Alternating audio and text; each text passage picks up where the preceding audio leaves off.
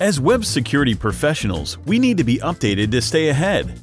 The Open Web Application Security Project, OWASP, stands to sensitize professionals of the best web security practices through numerous avenues, especially the OWASP Top 10, last released in 2017, and before that, 2013. OWASP Top 10 promotes standard practices within the culture by spreading awareness about the top security risks in the business. The difference between the 2017 and 2013 lists are wide, with two new big introductions in insecure deserialization and insufficient logging and monitoring. The issue of XML external entities was also added, and factors like missing function level access control and insecure direct reference were combined to make broken access control.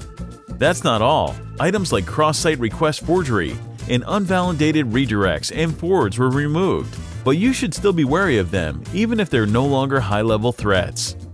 Stay ahead of the curve with OWASP. Be secure with our professional services.